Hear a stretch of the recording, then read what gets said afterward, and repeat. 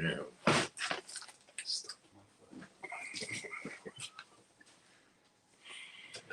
Yes, indeed, I am KRS-ONE, and you're tuned into the Temple of Hip Hop, a hip hop preservation ministry, archive, school, and society.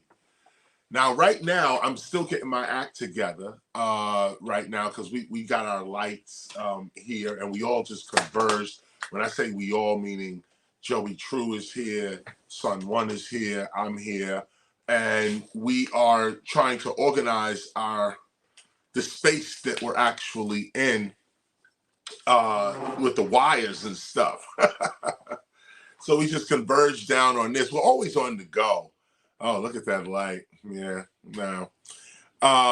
We're always on the go. And this is what's great about these kinds of lessons, that you get them in real time.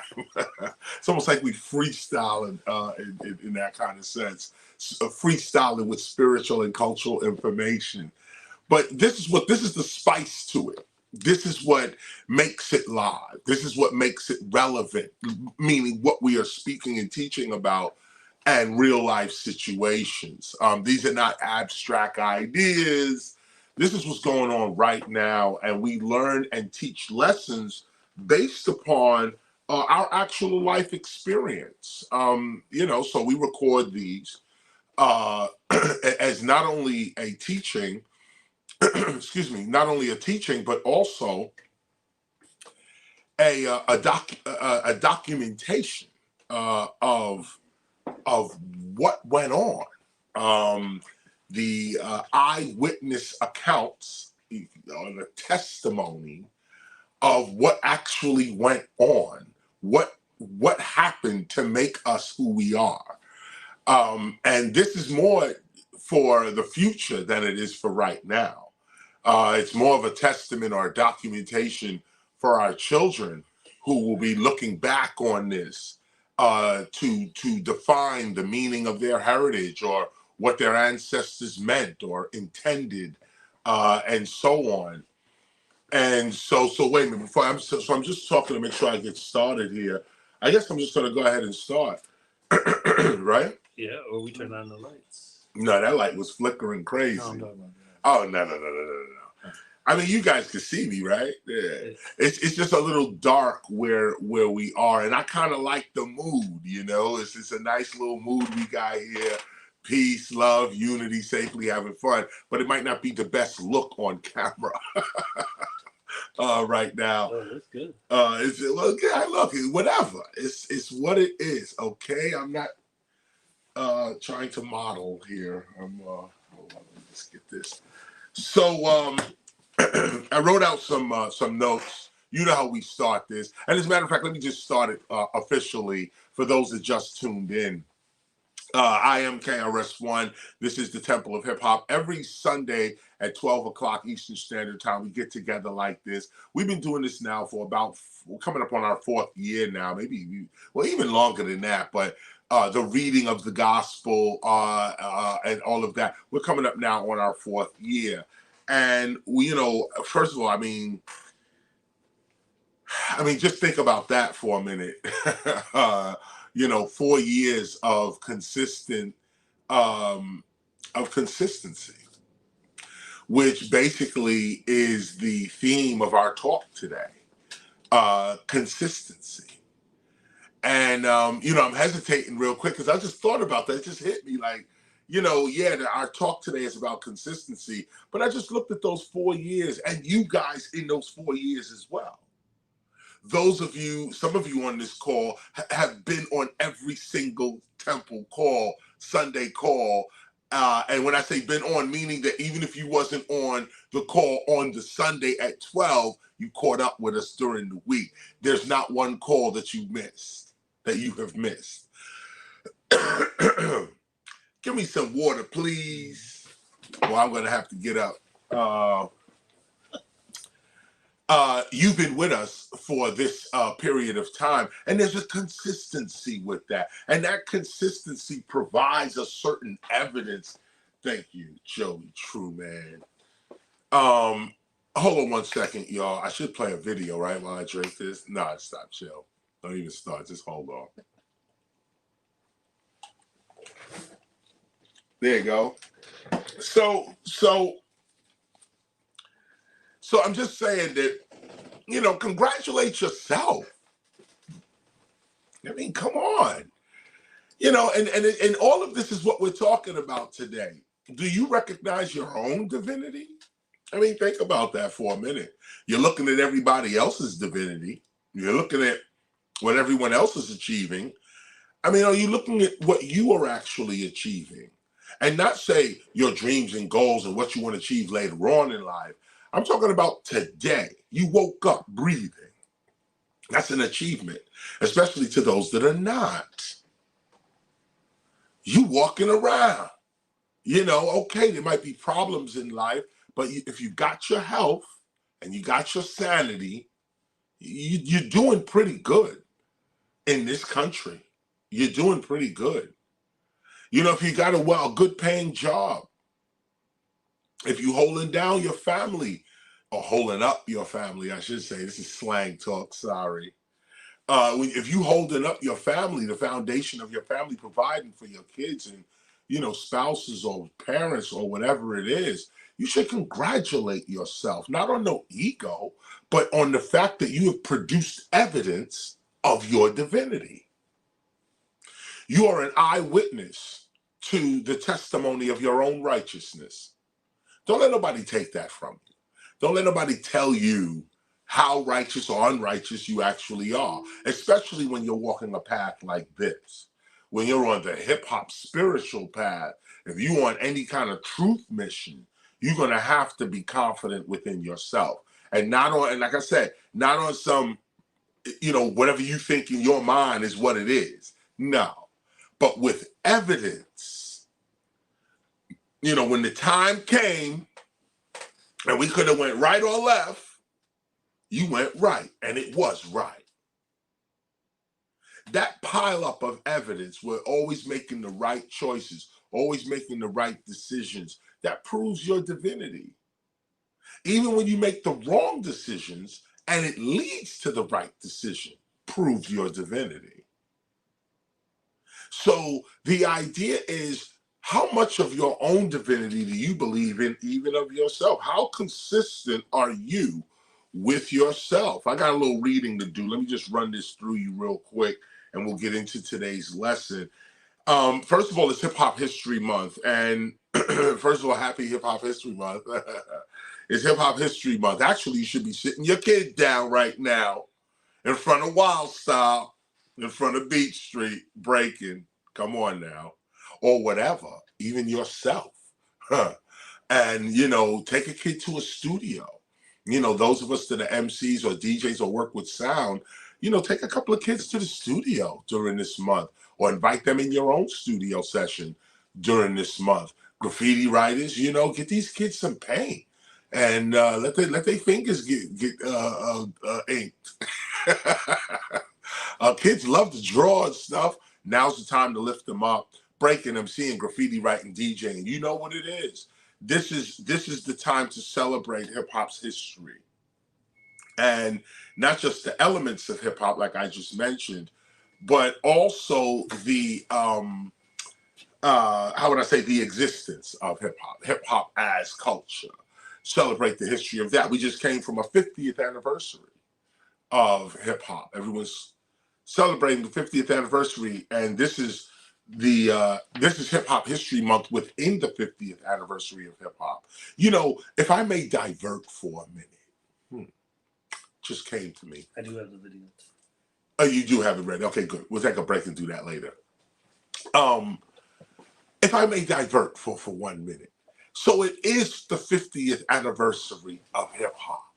Okay, or this year, I should say. And hip hop is experiencing 2 different 50ths. And based on who you talking to, we gonna be celebrating 50th over the next 5 years. But the official 50th, 1973 to 2023, okay, you could say it's the year from January to December the year 2023, from January, all 12 months, January to December.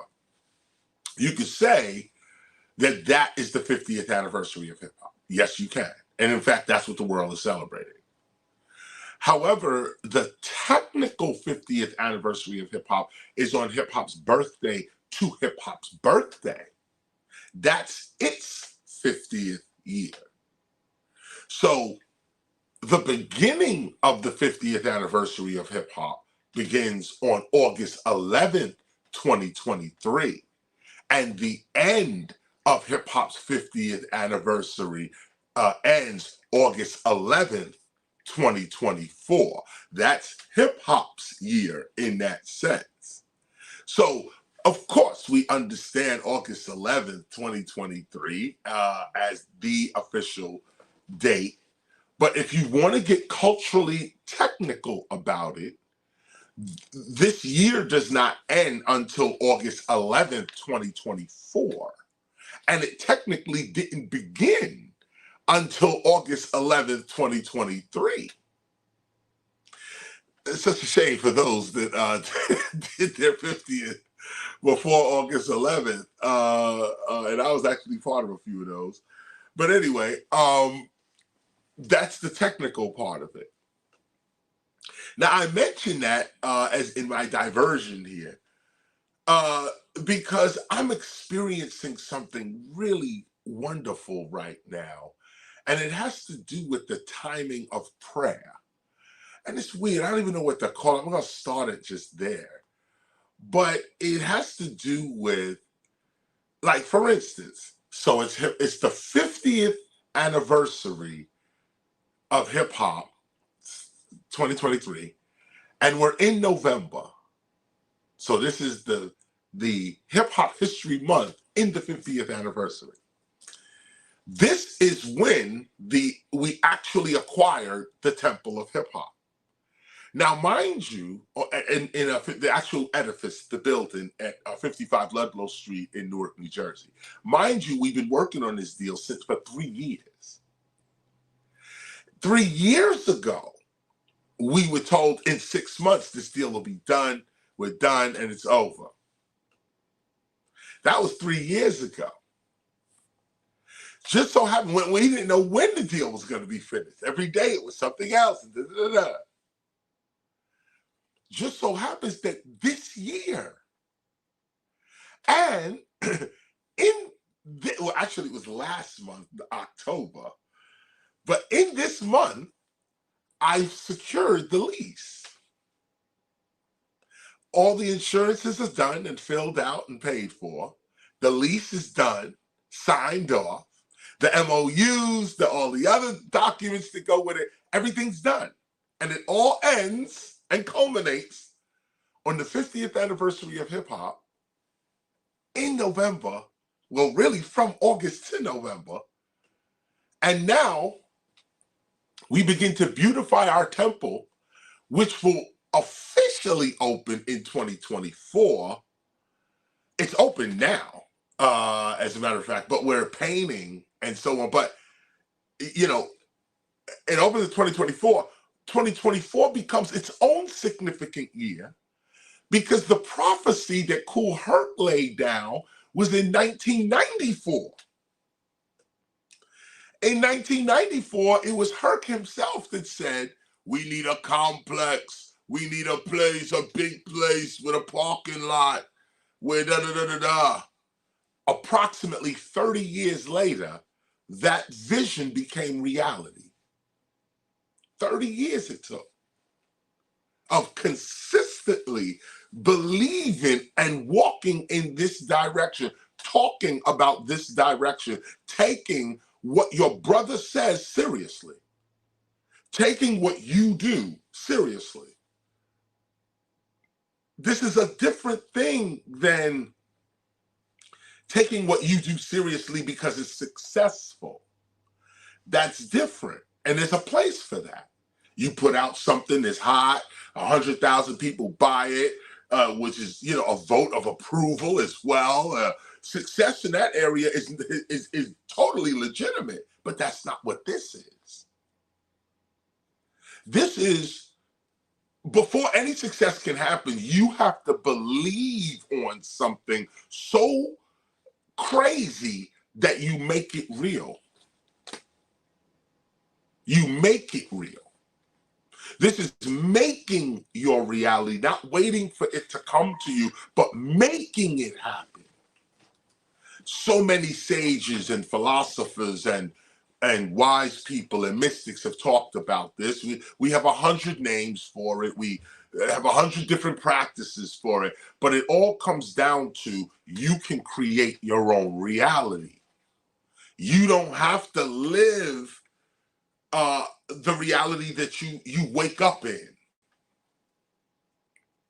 You don't have to live from a salary. What did I say? It's not about a salary. It's all about. Yeah. This was from the very beginning. We tried to push this kind of philosophy to our people. Some got it. Many didn't. Whatever. We did the responsibility. All we supposed to do is say it. That's it. Now, if we don't say it, now we're shirking our responsibilities. And that goes for all of us. If you have truth and you know what it is that your people surrounding you need, and you keep your mouth shut, you don't say nothing, you don't speak the truth, you don't bring a new way, you don't show people, how to get out of harm's way, if then now you're shirking your responsibility, especially as a philosopher or a teacher or anyone who's supposed to be pointing to a higher path. So we're not that, okay? So we've been saying this now for many years. I ain't got to tell you that, preaching literally to the choir. But I mention this as an example. As an example, it's Hip Hop History Month, and we're building our temple. That's what we're doing right now.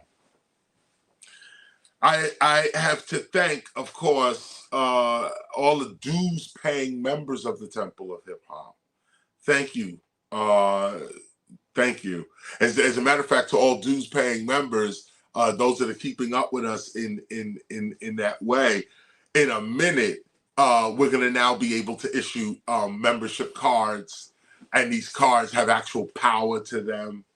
We're redoing our website as well for 2024. We're going to let the year go out, but we already have a fresh new website put together by Joey True and some others, as well as getting ready to go up as well. Your card will have more authority and power there as well. But we're just moving forward with that. Our artwork is going up. Construction of our new recording studio has begun. Son One has started nailing beam, putting nail to beam. And as some fly new, I peeked my head in the recording session part of the temple, and some new vocal booth was going up. Large vocal booth, carpet, soundproofing, something big enough to hold like a drum set. But a vocal booth right there. And of course, we're gonna put all type of Pro Tools and keyboards and whatever we need to get that boom bap off. And believe it will be boom bap. We fixed all of our toilets. I mentioned that last week. Thanks to Pharrell as well. Pharrell and council as well, city councilman, and everyone else, Jose, and those who placed our signs, placed our the lighting fixtures, things like this is what we're actually doing as we move in. We got to fix the place up, but we're being assisted by city vendors and private vendors as well. We are even actually, we're petitioning the city to repave the street right outside our door. Ludlow Street got a few potholes in it. We're trying to repave the street. Kind of visualize that with us as well, if you don't mind. Try to see a clean street going down, new tar on the street. We need that going down our street. And I think that the neighbors would really appreciate that as well. Which brings me to my other point. Because like right now we're enjoying the respect of the community. I don't know if you guys remember, but I said that it's maybe a month ago that the first part of our plan when the Temple of Hip Hop lands in a neighborhood is the neighborhood. We're not landing with our agenda and what we think should be going on. We're not landing and nobody know why this is here, what's here. You're not being informed. We're not doing that. And then on top of that, it's silly to do that. If you understand grassroots organizing and you understand really how to mobilize people, you know that's not what you're supposed to be doing. So here's what you're supposed to be doing. What you're supposed to be doing is you're supposed to be, first of all, inviting to the community. So not only did we keep our door open, but the community didn't know what was going on. Come on, we're changing the signs in the front of the building. They see new people going in, trucks are pulling up, stuff is coming out. They used to play in the gym. The gym's closed. They had a weight room in there, weight room gone. Computers used to be in there, computers are gone. So now everybody's wondering what's actually happening. But they did hear that KRS-ONE was moving into the neighborhood and taking over the building as a school. They heard about this. And so that rumor had mixed emotions with it as you coming into a neighborhood. Nobody knows what's going on. And the neighborhood don't even care whether you are a celebrity or not. You got to gain that respect. I mean, and then on top of that, Brick City, they see Redman every day. They see Queen Latifah. This is their neighborhood. Naughty by Nature and a whole host of others. Faith Evans and all these people come out of Newark, New Jersey. Okay, so here comes KRS-ONE. It really is like, so what? Really? I mean, if I may say that humbly. But it's the truth, though. You come in on your hands and knees. You thank the community for even allowing you to be in their presence. And this is what we did. We spent a month running around the block, thanking people, taking photos, and sincerely thanking. Like, yo, what do you think should be here? You know, we coming in with this hip hop concept. Who do you think should be the, and we ask people this. It's even how I came up with my demographic of 16 to 25. Because those were the people that were coming at us like, yo, I need opportunity, or my man does something and he ain't got nowhere to go. How do we do this and that? And of course, we have answers. That's the other part to it. It ain't like we going, well, maybe we need to, We like, yo, listen, you're talking to hip hop. All we got to do is organize ourselves, and all the answers you got will be dealt with straight up and down. So we spent about a month talking to our community, talking to what's called South Ward, Dayton County, in Newark, New Jersey. We was talking to those people there. Now, one of the things we mentioned as well is that just last yesterday and the day before yesterday, which was November 4th, yesterday, and November 3rd, the day before yesterday, Friday, we held, on November 3rd, we held a teachers conference. Whoa, that was interesting. Hold on one second. Someone is doing something real quick. Okay, wow. See, you trying to play me right now. Yo, this dude, man, right now. Here we go. Okay. So, I'm talking about the community, and November 3rd, we did a teachers conference, magnificent teachers conference. The teachers came out, and I'll give you a little bit of the grassroots organizing, okay? Because I'm going to tell this story more elaborately in documentary form, because we filmed everything. So just going back to this, just so you have an idea, and this is also a teaching. I don't want you to just hear the story. I want you to see how to set these kinds of things up in your neighborhood.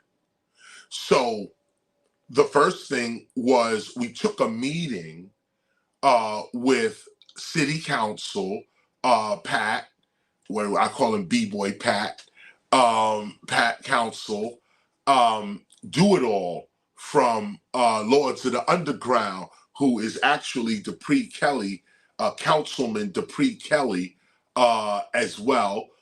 he came forward. So we had two councilmen from Newark, New Jersey, both hip hop. Maury Winkler, classic old school attorney in Newark, New Jersey, knows everybody in Newark. He was there as my attorney. Pharrell, who's building management for all of Newark.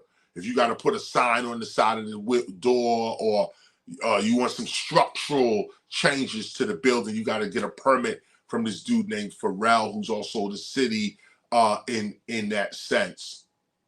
And of course, the Temple of Hip Hop was there, and other members. And so we sat down. Oh, and Mitty, I can't forget Mitty, Amiri Baraka Jr., the one who actually is sort of like the overseer of the deal itself, of the whole. He's speaking on behalf of the mayor's office, who actually opened the way for us to make this happen. So he was at the table as well. So we sat down, handed out paper, and said, this is what we need to do in order to get the Temple of Hip Hop off the ground. And we talked about everything from lighting fixtures to the actual sign on the front of the building wall. And we gave ourselves a deadline of November 1st, which was Hip Hop History Month, to have all of this done. Some stuff we got done, the important stuff we got done. The other stuff is still, we're working on it right now. And it's not us, these are vendors. And, you know, when you're working with vendors and other people, and, you know, it's holiday season, you know, we're going through the motions right now. Those that own property or buildings, you know what I'm talking about, with contractors, and they say they're going to do it, and then they don't, and then they do it, and da-da-da. But my patience was strengthened when little Jose came out and said, hey, bro, did you see this? And me and Son One was filming something, and he pointed to the temple logo. They blew the logo up on some hard, whatever, something's going to sit outside forever, right there on our parking lot. And it faces the street. As you come up the street, you see the logo right there on the parking lot. And it was beautiful. They cut it out nice. It was wonderful. So step by step, we are realizing our vision and realizing it. And we're realizing it with the community, which is what really warms my heart. Because not only does it warm my heart personally, you know, I want to be able to walk around the street of the neighborhood the temple is in on another level. But the other side to it is that we're satisfying the needs of the neighborhood. This is the key. So you don't have just young people. I told you the demographic, 16 to 25. You don't have just young people. What you have is families, whole families. Everybody there is not working. Most are working. The neighborhood we is a working class neighborhood, but people still live under the poverty line or level. They're not making enough. You know, this is the front lines of what everybody's discussing on the news or in chat rooms, or the debate about the American economy and how you could say, oh, there's jobs and the economy's doing well, but what is it, Wall Street versus Main Street or something like that? Well, we're on Ludlow Street. Like it's not even on your radar in that sense. But this is what it is, and we're proud to be part of the upliftment of a whole neighborhood. Because if we get this right, then we have a blueprint for how we can get other neighborhoods right in the future. So we started with the city itself, who was hip hop. This is key, because every city is not hip hop. I mean, come on. Just because you black don't mean you hip hop. Just because you white don't mean you hip hop. Just because you black or Latino or white or whatever doesn't mean you not hip hop. And so we approached the city. Now, luckily for us, Newark is hip hop. I mean, no matter what your nationality, race is, you have to be cognizant of hip hop to function in Newark. And so much of the city council, many of the city officials are hip hop themselves, were actual B-boys, not just listen to the music and grew up with the music. We all did that. but some have specific skills in graffiti art, b-boy, DJing, MCing, and grew up in this. So when I brought the proposal forward to Newark, it was a no-brainer in their mind, like, word, this is exactly what needs to go down. So you keep these groups of people together with your vision. It's not them that's going to call you and say, yo, what's going on with your vision? No. It's you that got to keep calling them, saying, yo, I got a meeting here, 7 o'clock. We're going to talk about the vision. Some show up, some don't. Some say they're going to come, some don't. But sometimes you get everybody together in one room, and you better make good use of it while you're there. And we made good use of every single time we got people in the room to discuss this concept, to make them see more of what a temple for hip hop could actually be. And why? Why was it important? We didn't go the corporate route. We went the government route. We said from day one, you read the gospel of hip hop, we're here to launch a nation. This is not a corporation. Well, part of us will be incorporated. You know, you incorporate cities, you incorporate certain things like that. But no, the overall intent is a governing body. Governing body. We want sovereignty. You know, we want self-governance. We want to be able to feed, clothe ourselves, protect ourselves, educate ourselves. We are hip hop. And so in that, you got to walk a different path. And that path includes understanding government and understanding what it means to govern. What does it mean to keep a civil society together? And so we speak to people like this. We talk to professors. We talk to sociologists. And in this instance, we talk to government officials who have to actually deal with real people in the real world on the real ground. And you begin to test your philosophies. There's one thing if to be a philosopher in your own room. You got tons of books, and the black man is this, and God is over here. Yeah. And then it's another thing to take those same philosophies and put them to the real world and see how much of what you study even matters. It even matters. You know, people are really suffering out here. And if you claim to have an answer, is your answer only answering your own ego? Or do you really have an answer for somebody who got a question for you? And this is the deeper part of philosophy, and that's why I'm saying it to you, because this is what we're experiencing right now. All the philosophy I'm studying and everything, now I'm finding that the gospel of hip hop is right on time. I study everybody's philosophies. I try to dig out some fancy wording and come with a Socratic principle, Aristotelian scholasticism, or maybe not. Oh yeah, no doubt I can spit that raw, but none of it matters on Ludlow Street. None of that matters. It's not even, you know what does matter?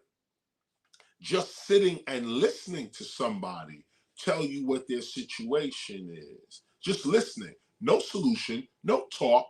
Lend your ear. Can you just lend an ear? You know how many people ran up on me and just started talking, and I listened, sat them down, just listen, tell me more, and urged them to keep talking. And by the time they finished what they had to say, they had their own answer. they took their own answer out their own mouth and said, you see? And it was like, man, you know, maybe you just needed somebody to talk to. Right. 50% of the time, that's what it is. But to do that, you got to sincerely want to listen. You got to want to care. Now, for me, let me be totally transparent here, okay? I'm an MC. So I like listening to people's stories because I turn them into rhymes. And it tells me the deeper part of the human heart. So when I'm writing, I'm accurate in my writing because I just spoke to somebody who just lost their job. And I know the words they would use. And I know what's important to them at that very moment. And that's it. So I get to write like that. Now that's just being totally transparent. You never heard me say that. That's the end of it. And I'm going to move on from there. But the point is that there are benefits to simply listening. just listening. And it's healing too. You know, it's healing to you and the other person. It's not always about talk. It's not always about giving information. Sometimes it's about listening. And this is the first thing we did when we went into the community. We listened. And so it culminated to November 3rd, which was Friday. And we had a teachers conference off these meetings that we were having. And we met with the superintendent of education for Newark, Mr. Roger Leone. Met with him and Margaret L., who then called all the teachers in Newark and offered them the opportunity to come and listen to what KRS-ONE had to say at the Temple of Hip Hop about the new teaching of hip hop. About 20 teachers showed up, seriously. But it got robust. They had ideas, all types of structural stuff. It was excellent. And we're going to repeat it. In fact, that was November 3rd. November 4th, the next day, which was yesterday, we had a community outreach meeting. It was a consecutive meeting. So one of the teachers came back. They were so impressed. One of the teachers gave me an A+. See, y'all didn't hear that. You didn't hear that part. But I gave a little presentation on the temple, what we was trying to teach, and they were impressed. They were thoroughly impressed. And I say that also, I add that piece as well because if you call yourself a teacher, see, this is what I'm saying. When you say I'm the teacher, yeah, to yourself or amongst others, okay, you the teacher. You're showing you're showing you have your students and apprentices that respect you as that, and that's granted. But to be amongst other teachers from different walks of life, different certifications, professors as well, and so on. And we all sit there and they respect you as teacher. One called me master teacher as well. And not on no celebrity. We're all teachers and everybody got an ego. So ain't nobody trying to, massage anybody else. These were true statements and these were true. And even me, I responded to teacher and responded to if you were principal or professor or, so on. We all responded to each other based on the titles that each other held in the room. The conversation got robust. It was great. Real questions started coming up. Teachers were totally aggravated with the cell phone in the school. I'm not going to divert to that, but that was a good portion of our conversation about how do you get these kids off the cell to watch the school. They're coming to school with the cell phones and not learning what the teachers have to teach. They're being distracted by the cell phone. And there were several answers to that. We should do this, we should do that, we shouldn't do this, we shouldn't do that. But the whole conversation is what was mind expanding. We did that on November 3rd, recorded the whole thing. Dues paying members will have access. Anyway, so November 4th was community outreach. So mostly the elders came through. Because we did this again through the city. We wanted to make sure that the city, got its people in the door before we did our own marketing and promotion to everybody in the city, like as if we was promoting a gig or something like that, like on Eventbrite. Before we're doing all that, before all of that, we're doing this internal community work. We start with the teachers. We start with the actual businesses and the people on the ground. Yesterday, we opened it up to the community. And I'm skipping over many of the other meetings. I took other community meetings, tenant association meetings. I took those meetings, explained the temple. All the elders are with us. And this is the point, too, that warms our heart as well, is that when your elders are with you, we're reaching for the kids, but the elders are lonely, too. The elders are bored out their mind. Elders got knowledge that they can impart. These people are specialists at stuff. They're just retired. They got history on them. Nobody asking them the history. They got skills, painting skills, arts and crafts skills, things like that. Nobody asked them to make anything. Nobody asked them to do anything. They just sitting home rotten.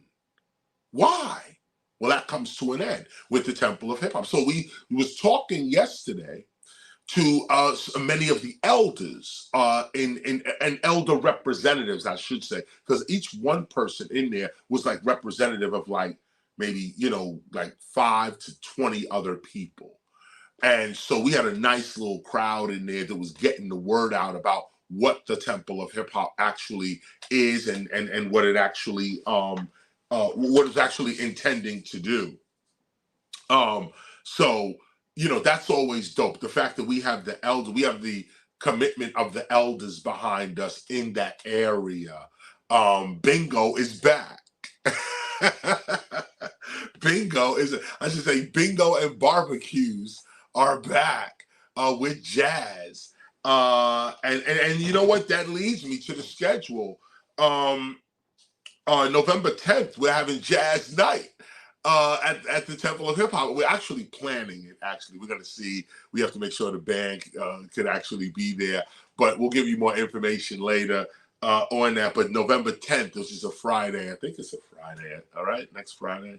Yes. That is a Friday. Yeah, November 10th. We're trying to get the jazz band up in there. We rocked 1520 Sedgwick. That was a nice band. Son One found some dude, a friend, I guess, somebody he knew, and they came through and blazed 1520 Sedgwick out. We did it for Miss Davis for her birthday. It was a wonderful, wonderful event. Broke her down to tears.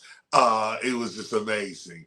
So we want to bring that same band over to, or even another one, over to the Temple, and have like a little jazz thing going on after work. Come through, have an hors d'oeuvre, little drink, low lit, band blasting. Yeah, is how we actually gonna do that. So that's Jazz Night, November 10th.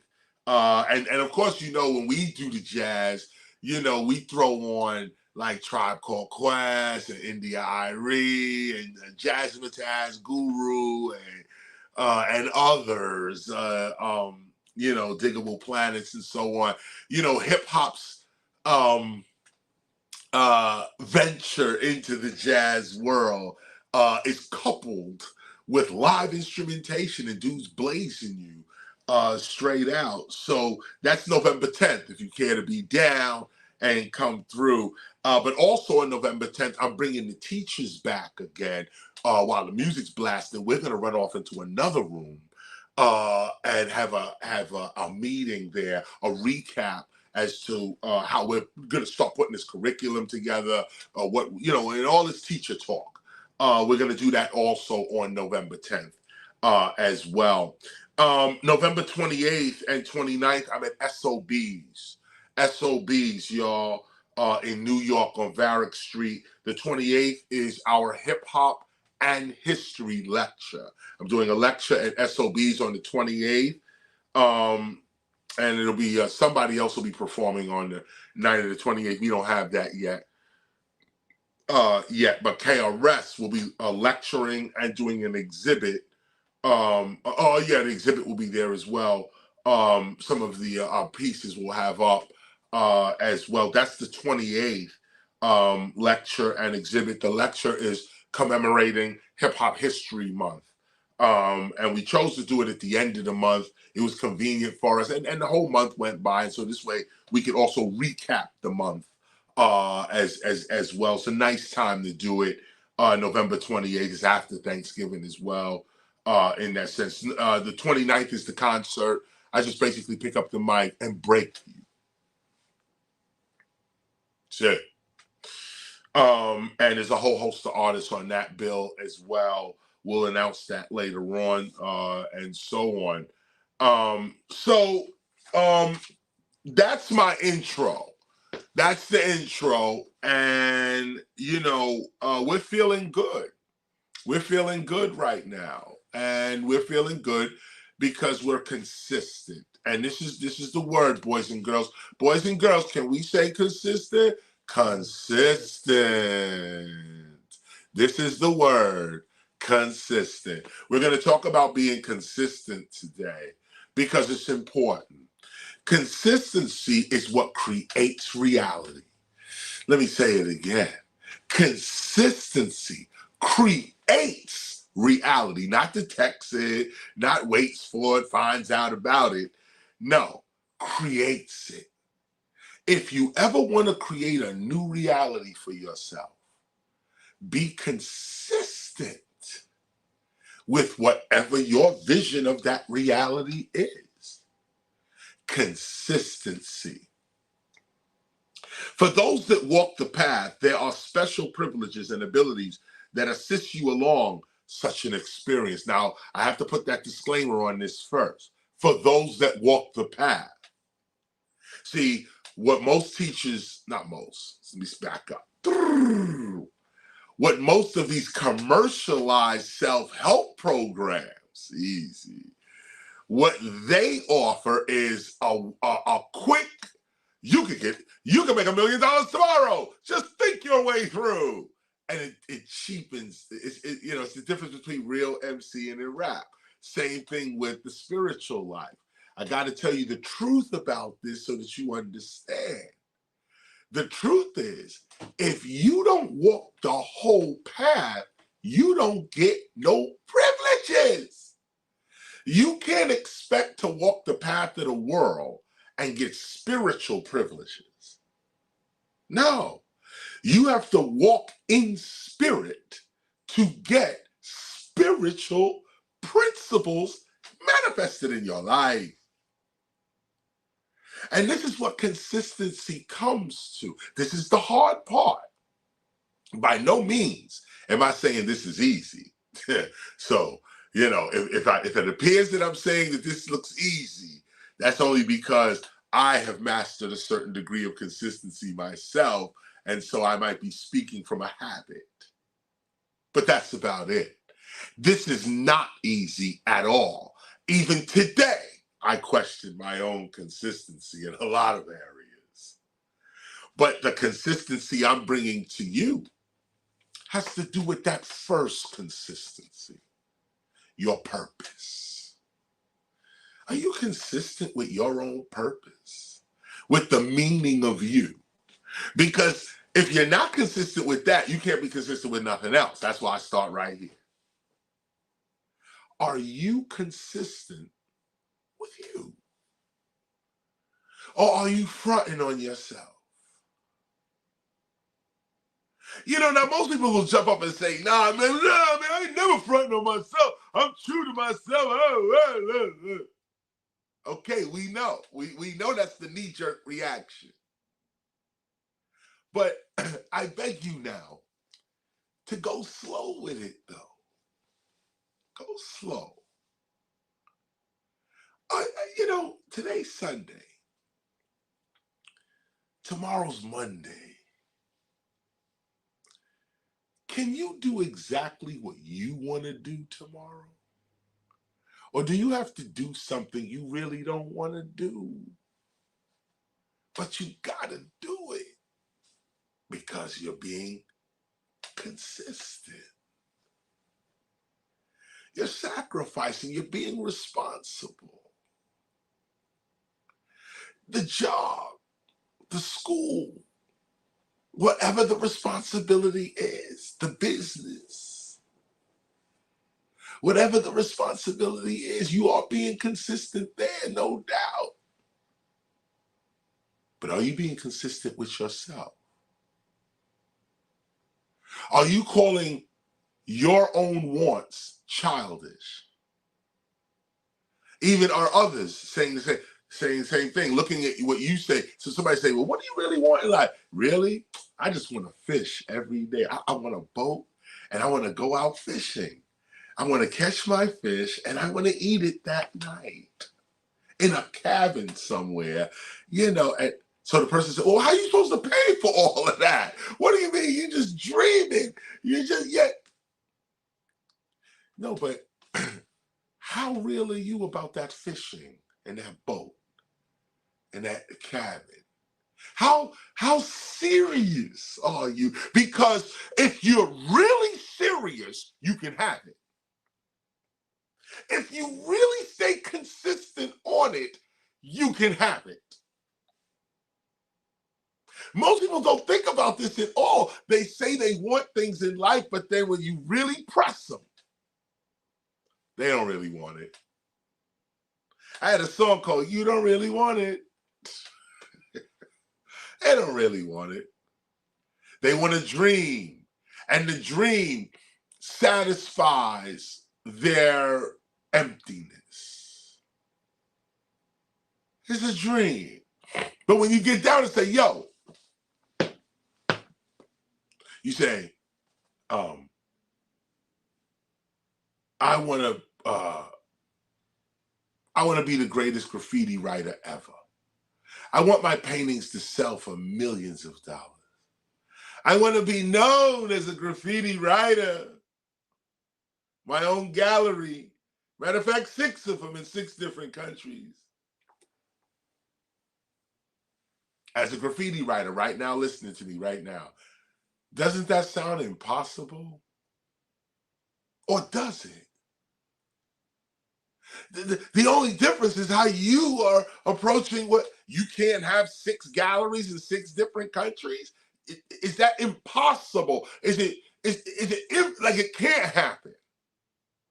That's not true. It actually can happen. There's a building and your stuff is in the building and it's in France. There's another building, your stuff is in the building and it's in England. There's a building, there's another building, it's in Spain. There's another one. So if we know we're not talking about, like some people say, I want a 3-headed unicorn. I want to ride a 3-headed unicorn with wings. And you can say to yourself too on another level, now they dreaming. Okay, we ain't never seen no 3-headed unicorn with wings. Okay, you can put that to the side. But I warn you that this level of mind can produce a 3-headed unicorn with wings. This is the part that people don't, their thinking stops at what they believe is possible and impossible. So even though you may say, I want to ride a 3-headed unicorn with wings and fly into the sunset, a true master of the mind will just say, well, how do you expect to do that? Not that it's not impossible, because we know that anything is possible with this experience that we call the mind.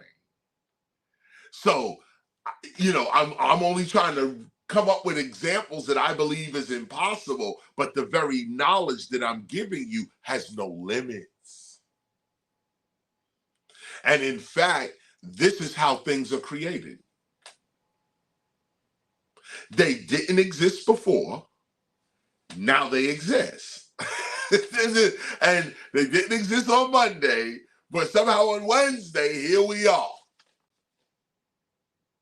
I had a blueprint of myself as a b-boy dressed in green and the words Temple of Hip Hop, Ministry, Archive, School, Society. That was on many pieces of paper.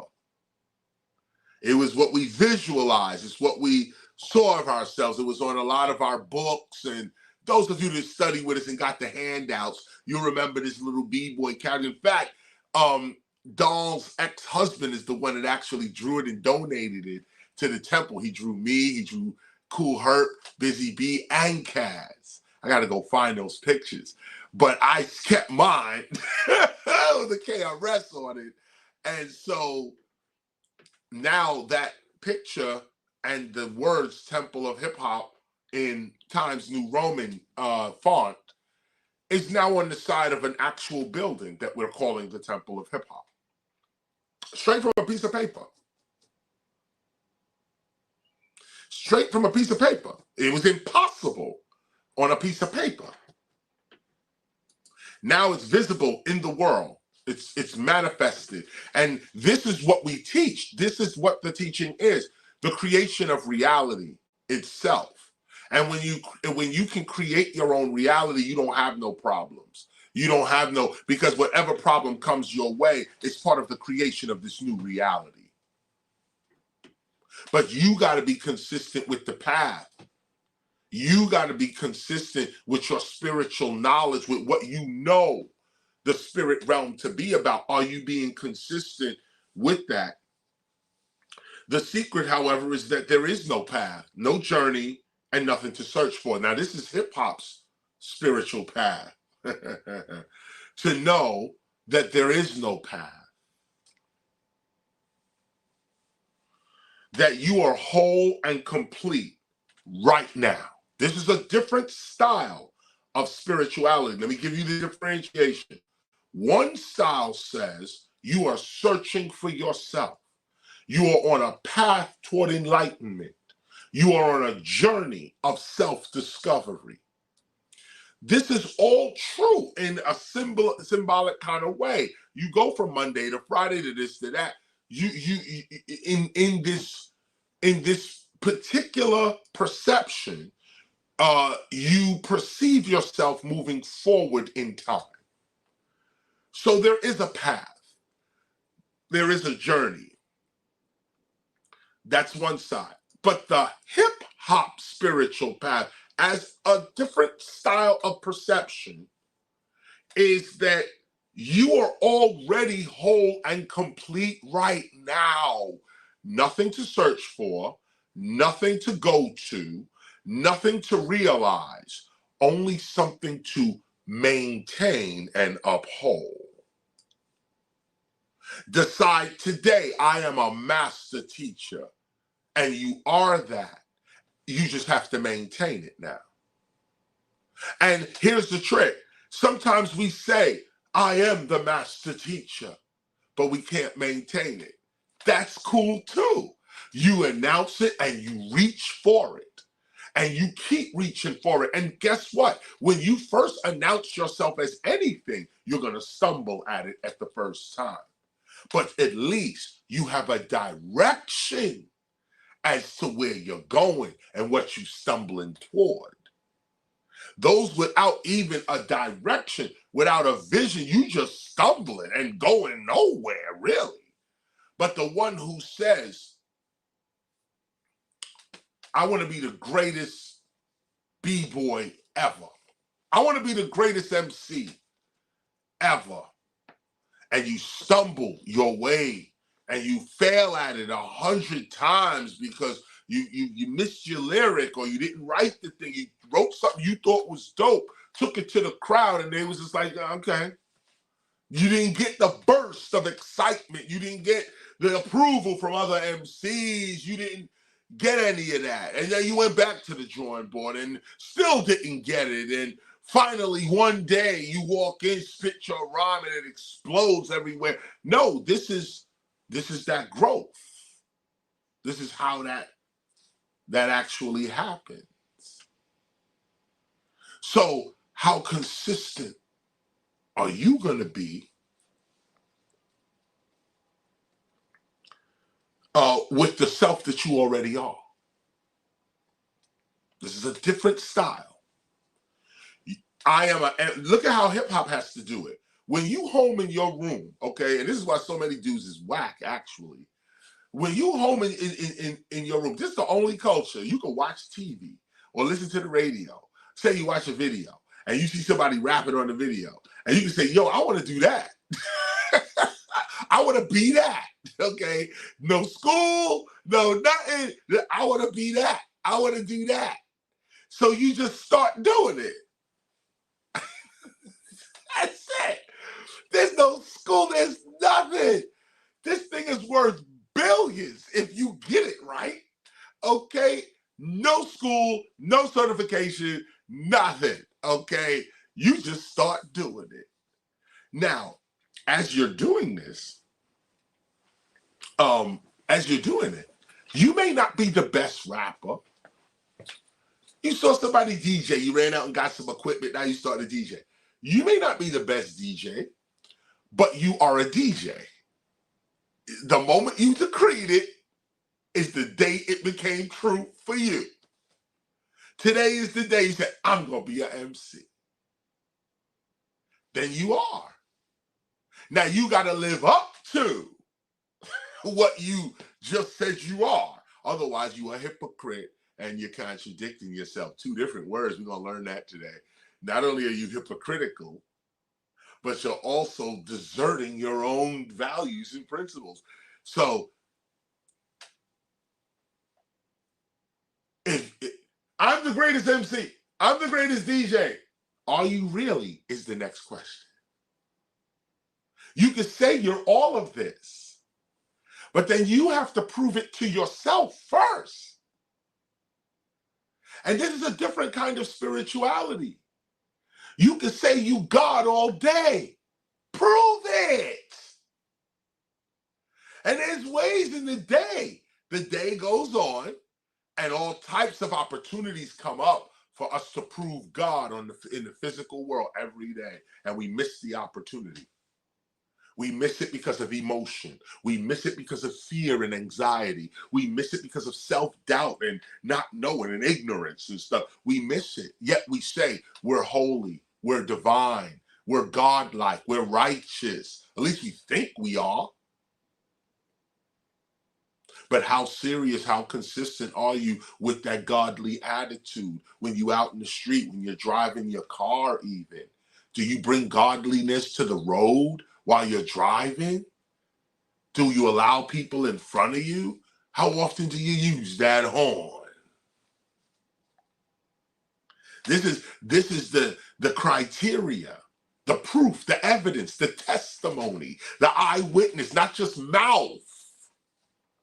Not just I. No, where's your evidence?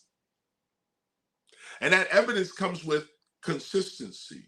So just see the differentiation real quick.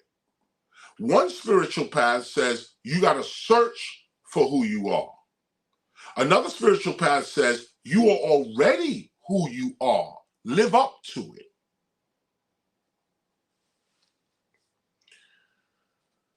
Remember, it is as a man thinketh, so he is. Not even as a man doeth. As a man thinketh, so he is. You are what you think. If you think yourself divine, live up to it. Because you already are. You are what you think. You simply have to live up to the being that you truly are inside. Who do you think you are? Who do you think you are? Real makes real while fake makes fake. Listen to that. Real makes real and fake makes fake. Imagine that. You being fake, you're going to produce fake.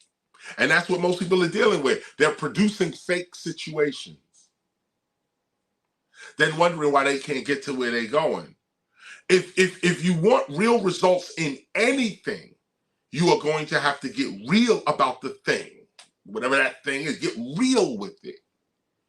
You know, I hear people all the time asking me about how to succeed in hip hop, or how to succeed as a rapper, or how to succeed in real life. And then you let them talk. Again, listen. And you can hear in their conversation that they don't take hip hop or MCing or life seriously. And I say that respectfully. It's not like, I'm not judging them on that sense, but you can hear in their conversation. Like they say, an MC will come up to me and say, or a rapper will come up to me and say, listen, you got any advice for me? And any advice for, to get started in the business? And I would say something like, don't let money get in the way of people seeing your talent. Give your talent away for free. And they may say, yeah, okay, wow, walk away with that. And then I say, well, let me hear your music. And you listen to the music. And it's, y'all got the money in the bag coming to me. And everybody see, I work for a fee. Not for free. But the point is that your character don't match the success you say you want. And that's why the master teacher can see with one or two words out your mouth, and you're not serious about what you say you're serious about. And that's not a criticism. That's a need for you to get serious.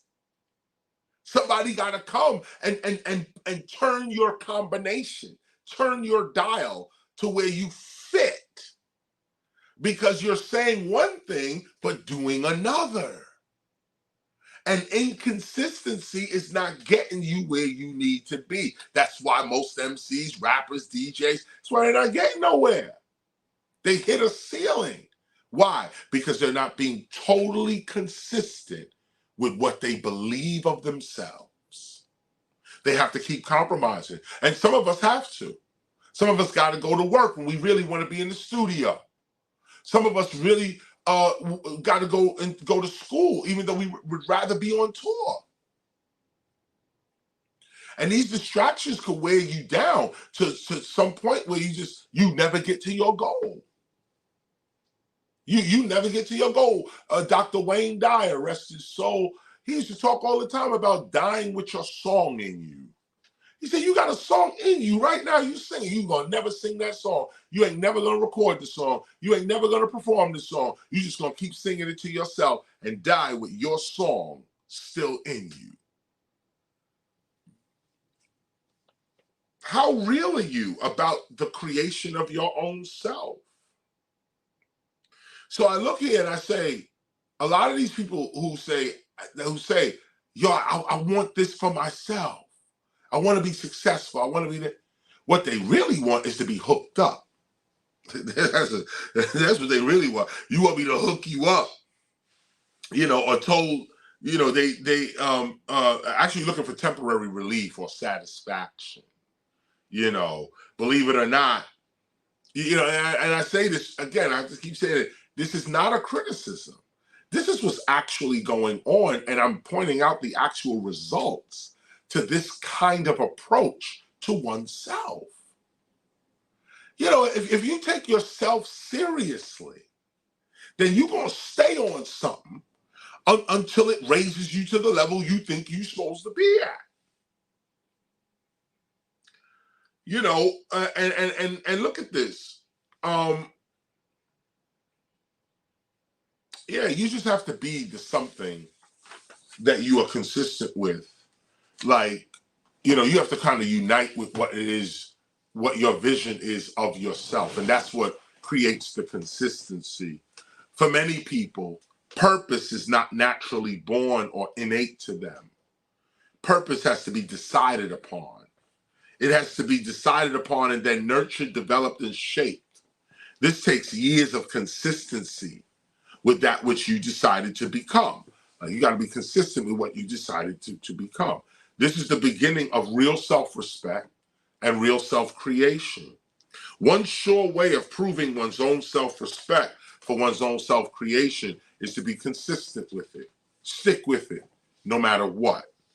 This is what our temple of hip-hop is all about and why our gospel of hip-hop exists. We documented what was said and intended at the birth of hip-hop's cultural development. And it is to this vision that we are most loyal to. We are only doing what we all said we wanted to have done. Many forgot what they said.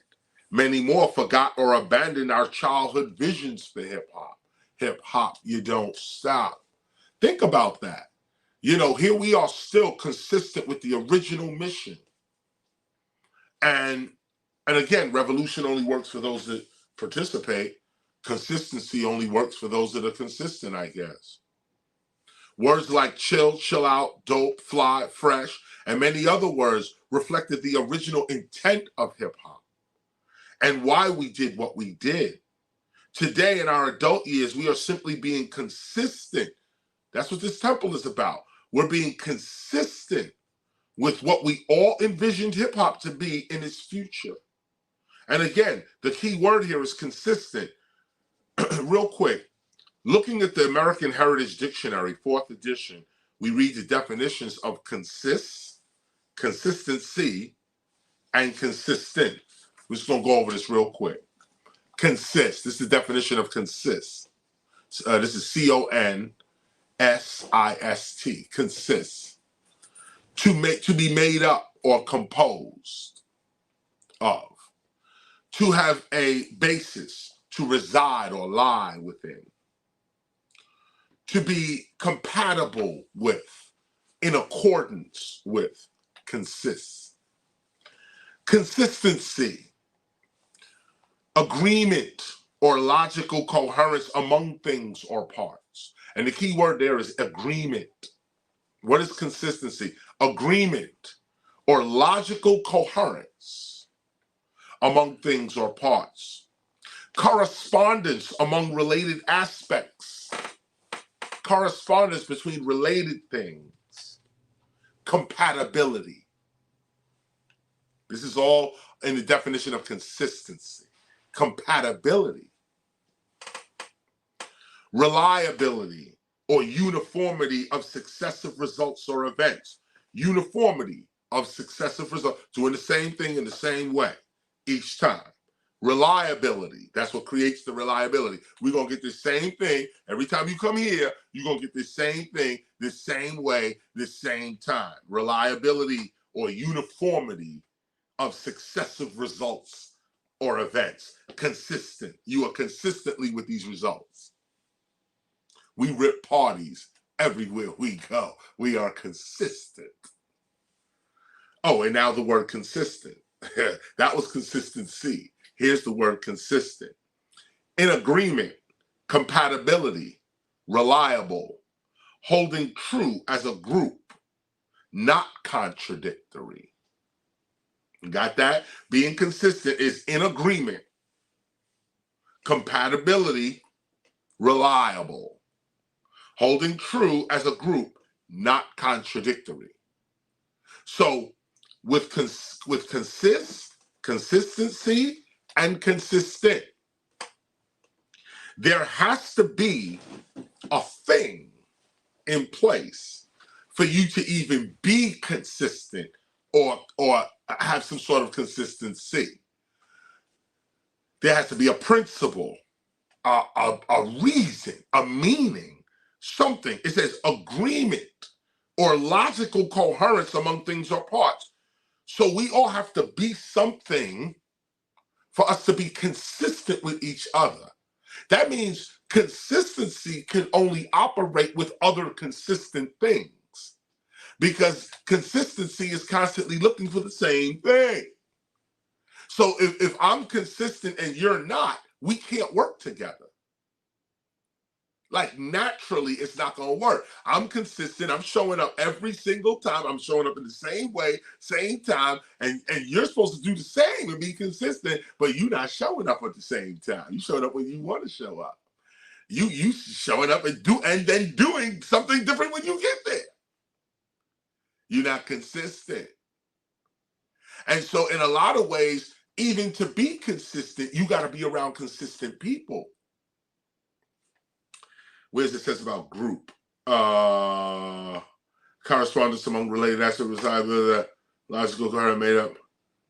Well, I'll find it. Oh, here it is. To be consistent, in agreement, compatibility, reliable, holding true as a group. That's the key word. Holding true as a group. The group is what determines the consistency.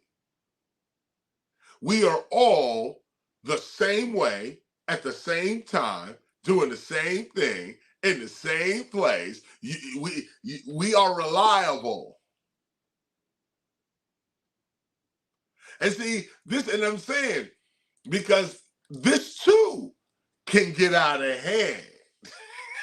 Let me keep it really real, because the extreme of this is conservatism. And that's not, conservatism is not the extreme of this, but you could become an extreme conservative where you don't want to change nothing.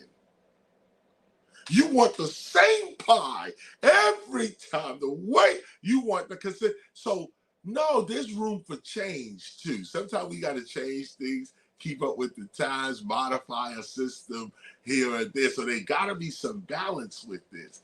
But we're not talking about liberalism right now.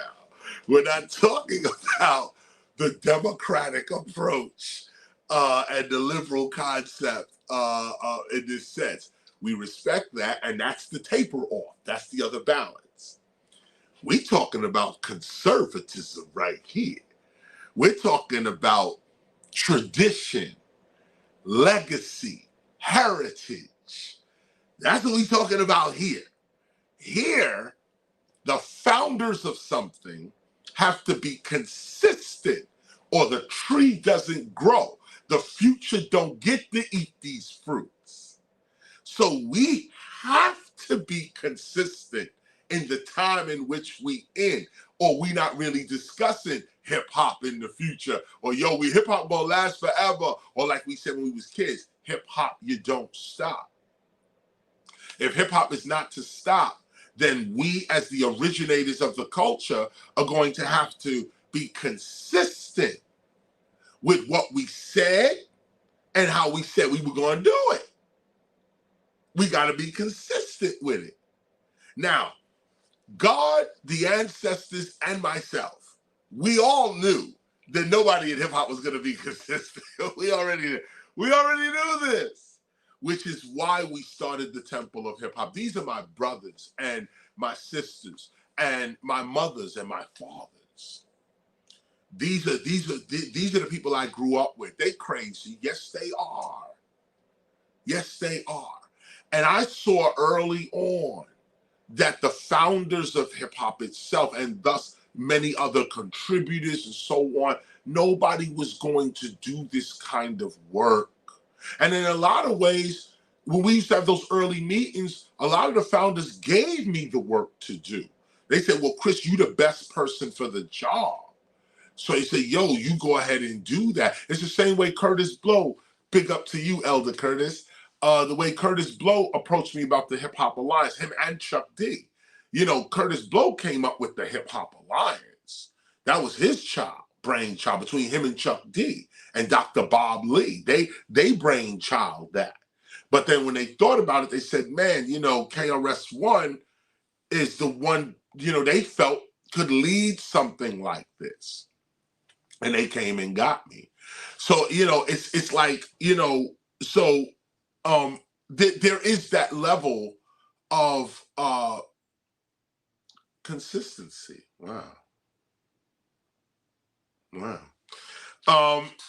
So turn now to your gospel.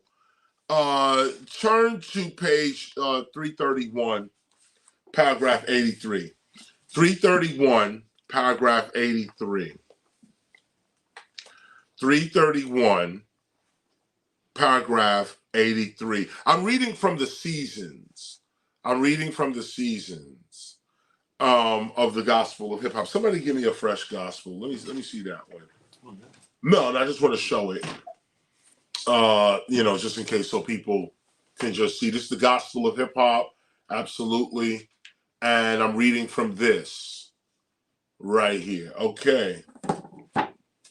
And my copy doesn't even have a front on it anymore, so I can't even, you know. So anyway, 83. However,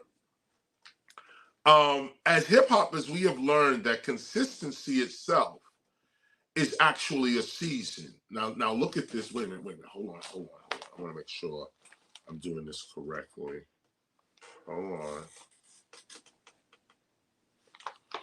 Hold on.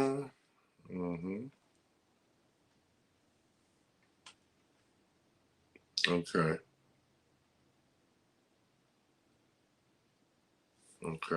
Right. Yeah, we're right. However, as hip hoppers, we have learned that consistency itself is actually a season. We've learned that there are times to be consistent and then there are times to be inconsistent. We've learned that life itself is alive and it does contradict itself in many ways because it offers us choices. The same exact events never repeat themselves.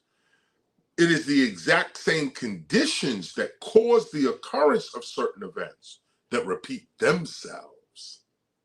It is then up to us. How we choose to handle such conditions determine whether the events of the past shall happen again as they did in history. The repeated patterns of certain conditions are indeed consistent, but not repeated but not repeated events in history. Consistency and inconsistency are creations of logical and rational thought trying to make sense of a seemingly chaotic natural world. Such terms, when applied to human affairs, are what we call social virtues, virtues that spring up based upon the survival needs and comfort of a dominant social group. But in the end, we do have choices. Try to understand what's saying. We're going into some deep philosophy here, and I want to point this out about consistency and inconsistency. And what we're pointing out here, let me just read this to you one more time. Okay, such terms, when applied to human affairs, are what we call social virtues, virtues that spring up based upon the survival needs and comfort of a dominant social group. See, this delves into what is morality, what is ethics, what is right and what is wrong. And right is only according to the dominant group. What was right for this dude might not be right for that one. We'll get back to that. Stay here. Today, being consistent is completely overrated. This is why we're reading this right here. Okay. Now, I just showed you. Being consistent is what creates reality. Read on. Today, being consistent is completely overrated, especially when compared to simply living one's life. In my time, African Americans still have to be consistent with the collective character of the white mainstream and religious groups and political parties in order to even exist in the United States successfully. This line people don't pay attention to. I'm going to read it again. In my time, and this is a fact in my time, African Americans, which is what you're looking at right now, still have to be consistent with the collective character of the white mainstream, as well as religious groups and political parties, in order to even exist in the United States successfully. Now, stop here. What do I mean by that? If you're being real with yourself, then you know you're not being real with yourself. Those who think they being real with themselves ain't really checked themselves. Now, of course, I'm sitting here, I'm speaking English. That ain't my mother tongue. English and this thing I'm speaking. No, it's not. I don't wear this t-shirt and these pants. This is not how we would have came at the world. This is why every time we get something from this dominant or this society, we change it to fit some aspect of our mind, of our character. We don't fit in. So you got to ask yourself, are you really being real with yourself, or are you conforming to what this society is pushing on you? Because if you can't answer that question, then you're not being real with yourself. And this is why many people still are stuck where they are. It's these questions. This ain't even revolution. This is not aggression. This is not revolution. I'm not even speaking critically really here. This is just a fact. You know what I'm saying? This is a fact. We all in the United States have to obey white laws. It's the white male law that you're obeying only. That's the only law. We don't obey Native American law. Cherokees got laws, laws before. Matter of fact, the Iroquois, who the U.S. Constitution is supposed to be modeled on, they had laws. We quick to follow the U.S. Constitution. We're not even thinking about the Iroquois laws. What about the Hopi out in the West Coast? They had laws. What about your own ancient ancestral civilization? Your own. They had laws. Why is your psychology only focused on following white colonial law? You see, this is where you start to move yourself around within yourself and start to see yourself. I follow all laws. All laws. I look for law. when I enter into environments. I ask for the law. But if that's not your character, you wind up breaking laws through ignorance. You wind up standing in the wrong spot. This is why law is so important. But the thing is that if we only going to look at the white mainstream, you know, I talk about it all the time, how recording artists, you know, we only want the Grammy. That's it. Yo, the Grammy, the Grammy. Mexico has an award too. Do you want the Mexican, the National Mexican Award? Huh? No. Nigeria has a music award platform as well. You know, what if any of these major recording artists from America, especially hip hop rappers in that sense, what if Cuba said, we having the Cuba Awards and we want you to come through and we're giving you an award from Cuba. Cuba. Would you go? Would the record company pay for you to go? Like they pay for you to go to the Grammys? Would they pay for you to go to Ethiopia because Ethiopia is having a music award and would like to award you? No, we don't even respect those awards. This is what I'm talking about. Where do you place your value? Where do you place your value? What do you think is important? And that's going to show in your conversation. It's going to show in the direction of your life. It's going to show. And by the way, none of it's right or wrong, too. We're talking deeper than that. We're above right and wrong right now. This is character and consistency with character or inconsistency with character. But who are you? Have you made a decision to be something?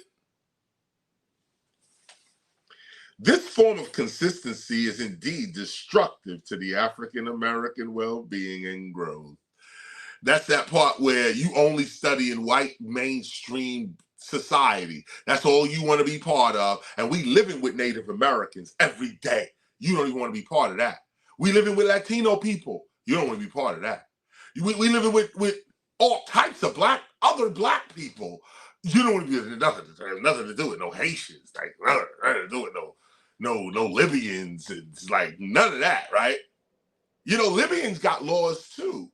You know, Gaddafi, I know you don't remember him, okay? But, you know, Libya had laws. But why are we not interested in those laws? But we so interested in American white law. And that's why I can't even put black folk in this, because in terms of law, because if anybody's law we should be following, it should be Native American law. Like, think about that for a minute. Native American law. Like, shouldn't we also have to follow that law? But no, Native Americans don't have arrows and knives at your throat, so you feel you can just step on them and not follow their law. White man got a gun to your neck. Now we can follow the law. Oh, yeah, right, yo, we should follow the law. Yeah, yo, we should follow the law. We're like animals. They grab one of the chickens out, cut his throat, and show you. Then fucking throw that in there. You're like, yeah, you know, we need to do that. Yeah, let's all get together and do it. But the Native American right there who had the first laws of this land. And in fact, if we followed Native American laws, we wouldn't be having global warming right now. Or at least we'd know how to deal with it. But right now, no, we violated all Native American laws, starting with the extinction of the buffalo. Y'all saw the documentary by Ken Burns on the American buffalo? Man, if you didn't see that, turn me off and go watch that. Okay, that's what you need to see. The American buffalo. Ken Burns, brand new documentary. I think it's his latest one, as a matter of fact. That right there is a sin before God. That right there, violated laws, violated all types of traditions and laws and everything. It was crazy. So who law you gonna follow? You know, God got laws too. We don't care about those laws. Imagine, we quick to trample God's laws, but these white colonial laws, you'll follow those. And why? Because there's a gun to your head. See, eventually you break the white man's law, he gonna kill you. Or even worse, abuse you, degrade you, dehumanize you through violence. The peacemaker comes and says, this is what's right for you. This was good for you. Just go this direction. You get health, love, awareness, and wealth. You make, man, shut the fuck up. Who do you think he is? Let's lynch him. Let's burn him. Let's crucify. You don't think the devil saw that? How many times you lynched your own leaders? So now we come back. And now the devil know who you are. The devil know what you consistent with. And so revolution only works for the revolutionary. So the revolutionary goes off and lives in health, love, awareness, and wealth. And while you sit there fighting the devil you created. We didn't create no devil because there's no devil in us.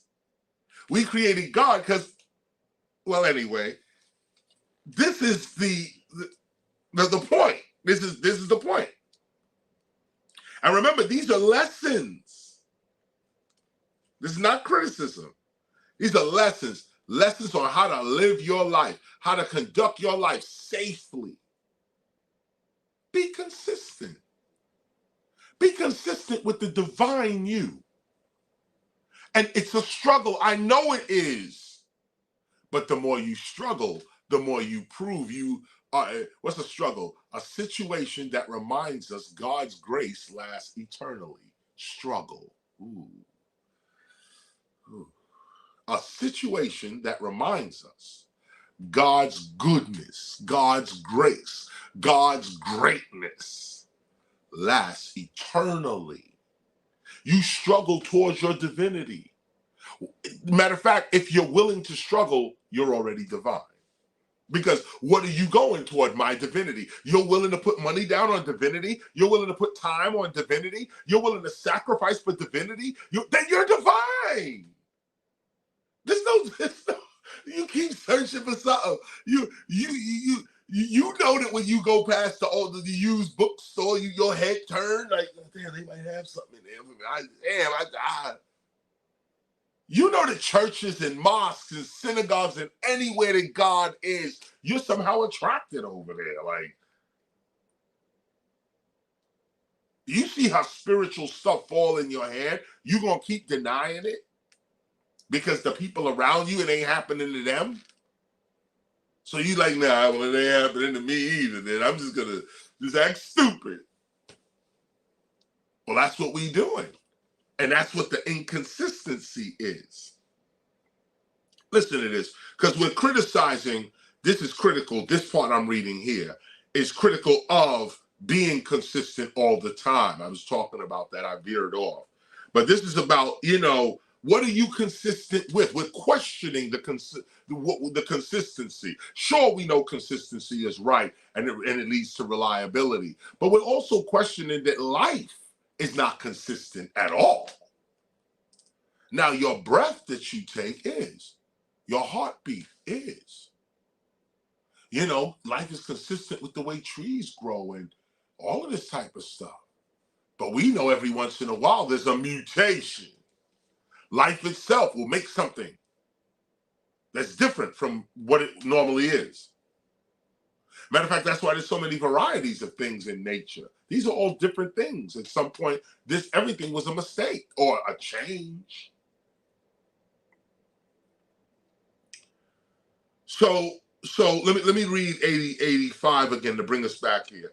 Today, being consistent then is completely overrated, especially when compared to simply living one's life. In my time, African Americans still have to be consistent with the collective character of the white mainstream, religious groups, and political parties in order to even exist in the United States successfully. This form of consistency is indeed destructive to African American well-being and growth. How can any group discover what is right for them while being consistent with the purpose, prophecies, life path of another group? Can such a condition even be called freedom? When it comes to hip hop, being consistent with anyone or anything outside of our hip hop experience is self-destruction. And this is why continuous consistency with someone or something foreign to our hip hop experience is simply not right for us. We must study and discover our own life patterns and seasons in order to be truly free and productive. Being consistent generally means being constant, predictable, and dependable, whereas being inconsistent or contradictory simply means to be of an opposite view, to break with tradition, or be in conflict with an accepted normality. In a real effort to preserve and further develop hip hop, it is now time that we break our spiritual, physical, and psychological ties with many of the world's prophecies and psychological patterns. This is difficult. This is the work I had to do early. Raised on Santa Claus and a tooth fairy and the Easter bunny. You got to now realize that was not true. And even though you say it's not true, you still got reflexes that you still want a gift on Christmas, don't you? You still want to put the wreath outside the door. You still flinching. The Christmas tree. I don't believe in Christmas or Santa Claus, but I got you this diamond ring, wifey. Kids, the toys. Come on, the advertisers attack the minds of kids. They don't offer nothing. They attack their minds. And the kids come armed with your heart in their hand and squeeze the emotion out of you, which is transferred into your wallet. And now you're there spending on what you claim you don't believe in. And so you do believe in it. And we all do. You live in America. You have to believe in Christmas. It's forced onto you. Even if you say you don't believe it, you still get the feeling. It's Christmas season. No, it's not. It's Monday. No, it's not. It's the Christmas season. Today is December 25th. How could you feel Christmas? How do you feel that? What you're relating to is the red and white garnish, the tree, your childhood, which is also, now I'm being critical of Christmas, but let me bring you onto this other side. A lot of our kids today are not even experiencing Christmas. And maybe Christmas did do us some good. Maybe that fantasy tapered off other things in your adulthood, taught valuable lessons that you carried to your adulthood. Maybe Christmas and Easter wasn't so bad after all. Putting your tooth under the pillow, hoping to get money. So as a philosopher, yes, as critical as we can be, is as understanding as we need to be as well. This is the whole thought. Now, from this position, man, fuck Christmas. We don't believe in no Coca-Cola white man holiday. Sorry, we have alleviated ourselves from that bullshit. Okay, but first, make sure you know both sides of the story, though. Make sure you understand you're making an informed decision about what you're doing.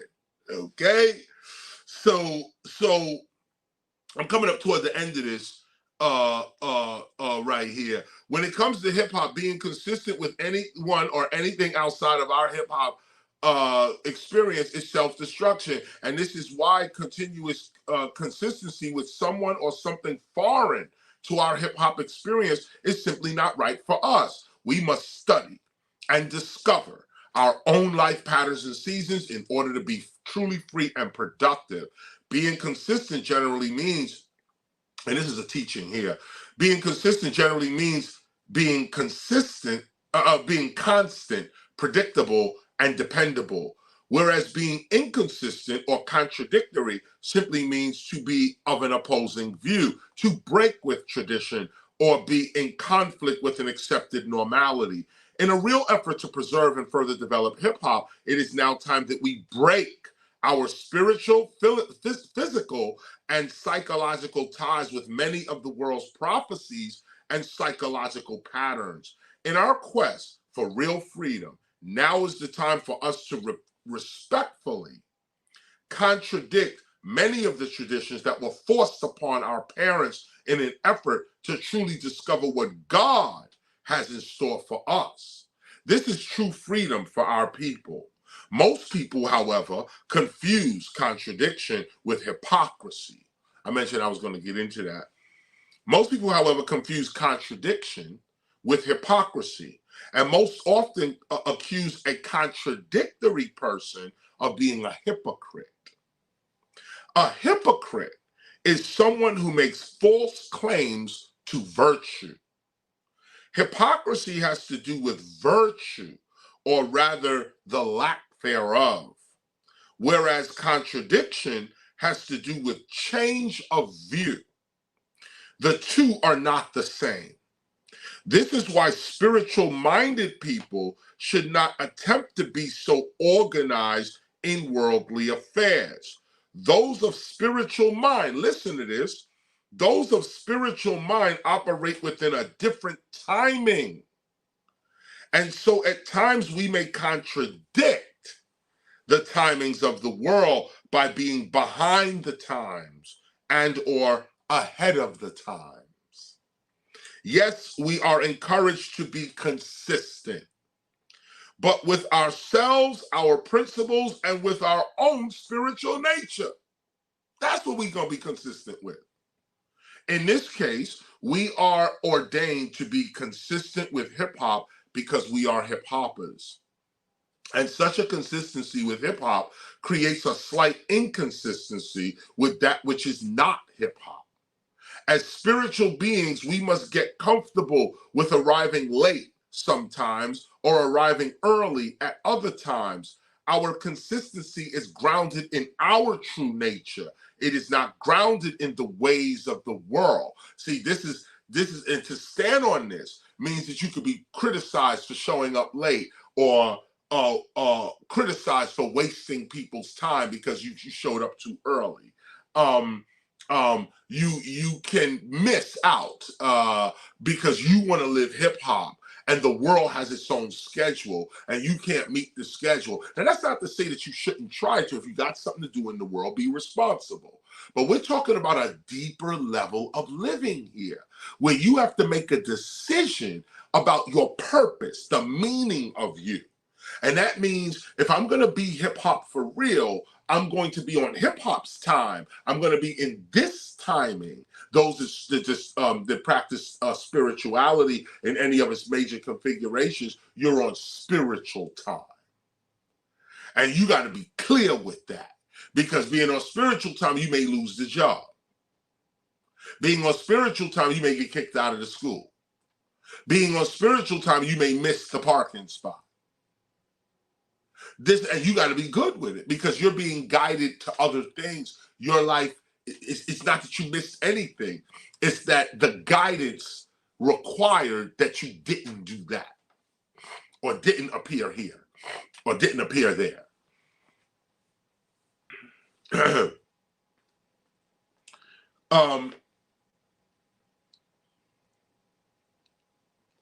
Wait a minute. Yeah, here we go. Yeah, let me hit two more paragraphs. I'm back to 89. Yes, we are encouraged to be consistent. Just wanted to say that again. We are encouraged to be consistent, but with ourselves, our principles, and with our own spiritual nature. In this case, we are ordained to be consistent with hip hop because we are hip hoppers. And such a consistency with hip hop creates a slight inconsistency with that which is not hip hop. As spiritual beings, we must get comfortable with arriving we're arriving late sometimes or arriving early at other times. Our consistency is grounded in our true nature. It is not grounded in the ways of the world. That which is not consistent with hip hop cannot be consistent with us. We have the right to grow as a social group, and growth is contradiction. Nothing that is consistent grows or changes. It is when you contradict your present reality that you really get a new one. A seed that is consistently a seed never becomes a flower, a plant, a tree, or a vine. If you like your present lifestyle, if it fulfills you, then by all means be consistent with that which is consistent with you. But if your present lifestyle is unfulfilling and stagnating, then you must contradict your present lifestyle for a new one. Examine yourself for real. Being consistent with something or someone going nowhere is self-destruction. However, self-creation is the result of properly contradicting oneself and one's lifestyle for a better one. To think and to change one's mind, to hold two opposing thoughts within one's mind, to grow intellectually is to contradict some aspect of your present reality and character in exchange for a new one. Without a holistic view of reality, everything seems to contradict everything else. Nature is very contradictory to human awareness because we cannot yet see how all of the pieces fit together. Things change in physical nature. Adulthood contradicts childhood. Life contradicts death. Hot contradicts cold. Man contradicts woman. Humanity contradicts nature. But when you realize that most of what we sense as physical reality is really the effects of consistent invisible forces, you begin to see the unity of things and how all things work together for those whose eye is open to the activity of God. God's activity has been known to contradict humanity's activities because humanity is not consistent with God. The question then becomes, who are you going to be consistent with, them or God? Only in spirit is there any real consistency, any real constant. And even the spirit realm has seasons to it. The physical world with its conditions of dualities, up and down, right and left, back and forth, in and out, makes you have makes you have to choose sides and be consistent so that others can label and identify you for their own understanding of their own reality. Ultimately, consistency in my time is used as a character meter, some kind of morality check which informs others whether you're okay to deal with or not. This is not altogether a bad thing, though. People like consistency because it is predictable, and so the consistent person appears trustworthy. Therefore, as hip hoppers, let us be consistent with God, the love that made us hip hop. Let us as hip hop be consistent with a hip hop character that glorifies God and produces health, love, awareness, and wealth for all who participate in the hip hop experience. See, these are the things that the ancestors need to be doing, which is us. Let us be consistent with the principles of our temple, which teach us to be consistent with God, the love that guides our direction. Let us be consistent with our own history, which reveals the activity of God, the love that brought us this far. Let us be consistent with our own dreams, our own visions, and our own future, which teaches us the promise that God has declared to our people. The last days of others are the first days for us. We are hip hop, and we shall survive the prophecies of foreign nations and cultures.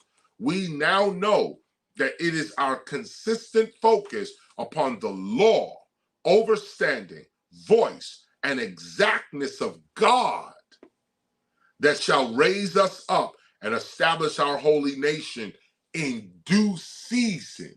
Now, this last part here, look at it, because this is what we're reading right now. Remember, these lines were written before 2009. about the seasons, and we knew then that our time was coming. Here's this now. This is the last paragraph. And actually, I think it's paragraph 101. In a way, we can see what God is doing today. And today, that word today shocks across boundaries. I'm saying today because this was written,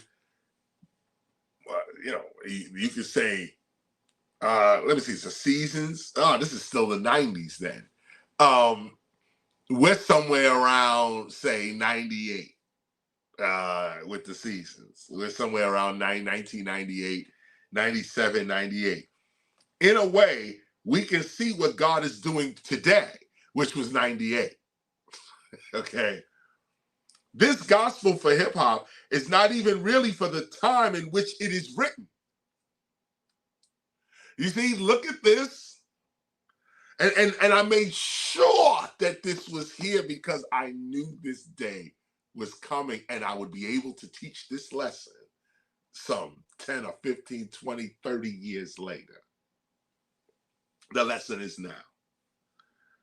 This gospel for hip hop is not even really for the time in which it is written.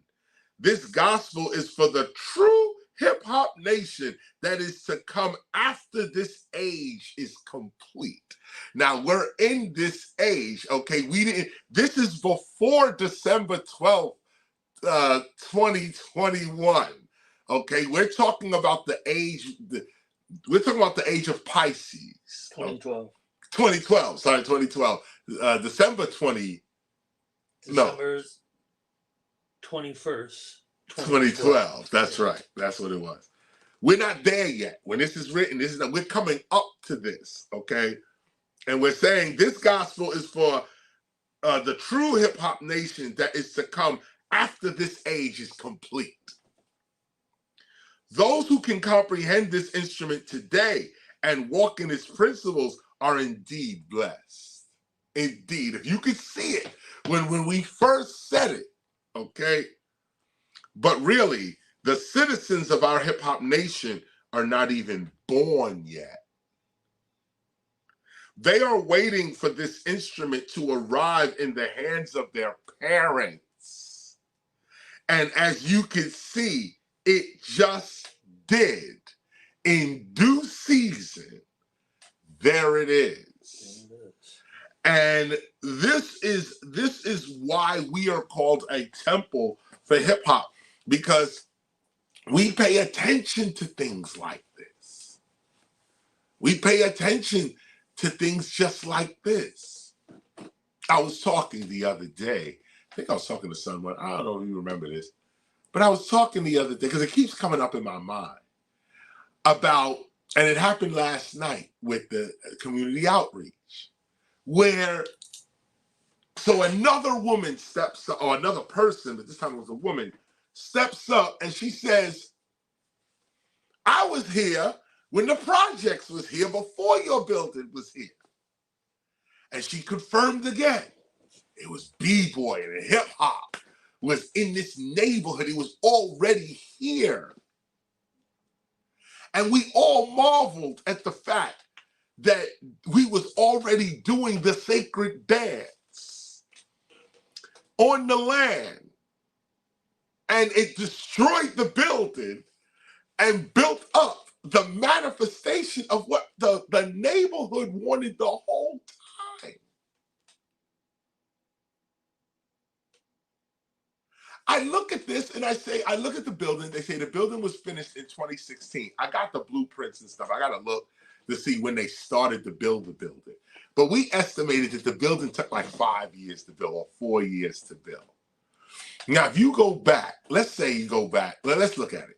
Because you can look 4 or 5 years. So you figure the building was finished in 2016. So 2015, 14, 13, 12. 2012. Or 2011. Now, during this time, 2011, 2012, this is when The Mayan calendar's coming to a close. Everybody's thinking the world's going to explode. This, that, and the other. And those of us who are studying are saying, nah, world going to be fine. We coming into higher levels of consciousness. And we didn't know when the gospel would be completed. We were still writing it and still doing our thing, gathering notes and all of this type of stuff. Now, the gospel was released in 2009. And then 3 years later, we get to 2012. And the gospel predicts with accuracy what we were going to do, what our mission was, how it's going to happen. We laid it out. Now it's happening. Now it's happening. Okay. I looked at this, I said 2016. So that means when we were affirming on, say, 2012, okay, because 2012, December 12th, 2012, no, December 21st, 2012, we was at Gladstone's restaurant having a huge temple event on the beach, because we said if the tidal wave is going to come, we going to be the first ones out of here. We were on the beach, okay, while in California, a portion, I guess, of Malibu Beach or Venice Beach, that beach area. And so we out there having, well, actually we was in the restaurant, having a nice discussion about how we are entering the new age as the temple of hip hop, and how we have our gospel, and it was just a wonderful moment. Hold on. Right. No, that was the day you officially declared hip hop a new religion or spiritual thought on the earth. What day was this? December 21st, 2012. That was the reason for the day. And we have it on film. Spoken into the record.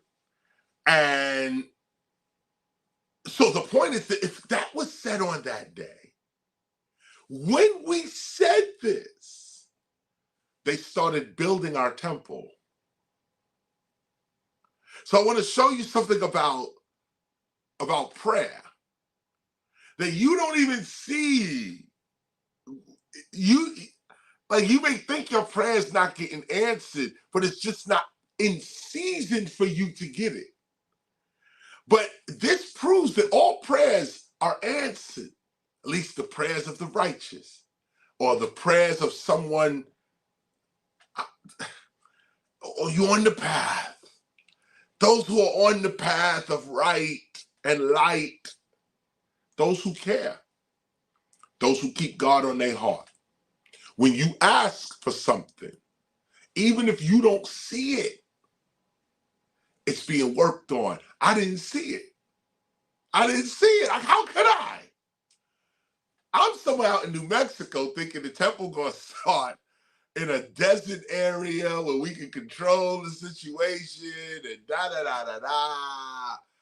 I even rented a storefront on Melrose Street. I had one on Hollywood Boulevard. We had the temple on Hollywood Boulevard. Then we had the temple on Melrose Street. These are major streets in California. That's why we put the temple there, for hip hoppers to see that we exist, and this is what it was. We had a wonderful time. It was phenomenal. The lectures, everything was crazy. But still wasn't the temple. It wasn't according to the prophecy. So right there, somewhere in that 2012, when that was decreed, they started building this building in Newark. So now Newark starts, and it starts to get built, okay? And it goes through all its deal. It finishes in 2016. Okay, finishes in 2016. 17, 18, 19, 20. 2020, we start talking to Mayor Ras Baraka. The community's using the building, but it's just sitting there. no theme. It was made for the community, and the community's using it. Then it becomes dormant. The lights stop going on. Nobody changing the bulb. The toilet's dirty, and now things are breaking now. And what? And I don't mean breaking. I mean broken. So now KRS comes in. And not just KRS, a team of hip hoppers come in from the temple and from the city. And we unite. And that unity is what formed the temple of hip hop. I couldn't have did this on my own. I mean, just the lease alone has like 7 signatures on it. The temple of hip hop itself, we had to work it. We're working it now. Shout out to Desire and Jay Bass and everybody that came and beautified the place yesterday. Who was the names are escaping me? Conscious Prophet. Yeah, Conscious. A-Lots, Conscious Prophet. Come on, talk. Time Journey. Time Journey. High Stakes. High Stakes. Yeah, High Stakes. What's up? Right. We was all in the temple yesterday. Beautified the place. We looked beautiful. We had all types of flowers and stuff. People was out there eating, drinking, chilling, music going. It's what it was supposed to be. It's what it's supposed to be. And so I leave you with this message of consistency. That it's important that first, personally, you personally, be consistent with your own dreams and goals. Don't sometime your dreams and goals. Make that the center of your life and everything else revolve around that. But you got to have courage. You may lose, you may win. It shouldn't matter to you. Your purpose is what should matter to you. The direction you going in your purpose, that's what should matter to you. So I am KRS-ONE, and I am ecstatic right now. I'm going to blast off through the roof at this moment because I know what we're doing to a community. South Ward community. We're raising the community. You can see the change of face, the sad faces or the down faces. You can see them brighten up. I put a B-boy on the side of the wall, and the kids are coming by looking at it like, what is this? And right, what is this? They're gonna learn. It's called the Temple of Hip Hop. We meet every Sunday, 12 o'clock. We do it just like this. And our motto is rap is something you do, hip hop is something you live. We are not just doing hip hop, we are hip hop. The way in which we preserve hip hop is preserving hip hoppers. And of course, I am hip hop. Until next week, this is KRS. I'm gonna leave y'all with just a recap, me hanging out last week with some friends. Thanks for listening. Temple of Hip Hop, y'all.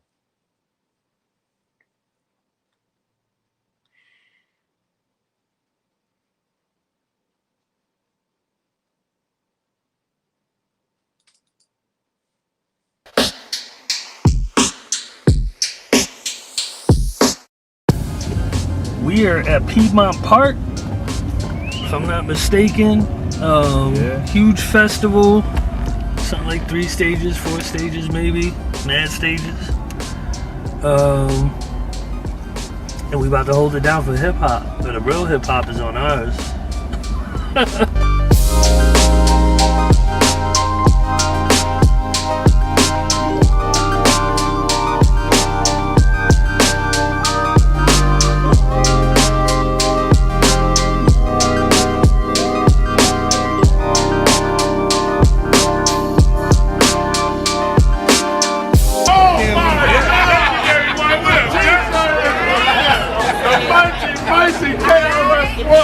Man, my brother Brown, man. See that suit? Red alert at KRS-ONE. Gone for nuts. Look at this. So how y'all popular about the whole deal? And of course, we here. What's the deal? TEACHA. Hello, TEACHA. Hello. Excuse us, we're sorry.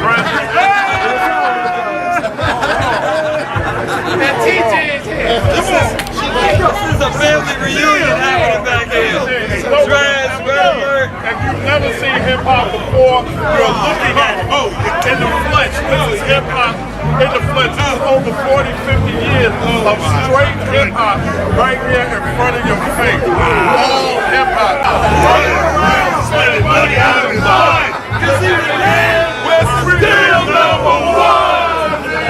There's a lot of ones up there. A lot of ones up there.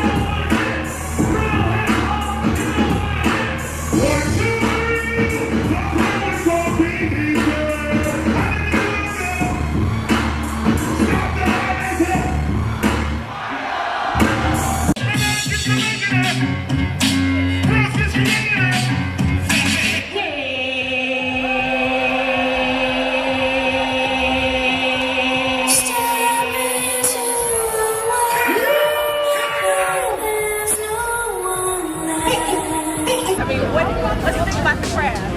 MCing? Yeah. Oh, I think it's wonderful. Look, in every craft, you got idiots and you got geniuses. We one of the geniuses. Whatever your craft is, whether it's MCing or something else, you want to be the best at it. And not just the best at it from an ego point of view, because there is that too. I am a Leo, so I want to be the best because I want to be the best. But there's also a financial part to that as well. Whatever you master in life is what's going to get you paid. If you ever want to get money in this world, master something.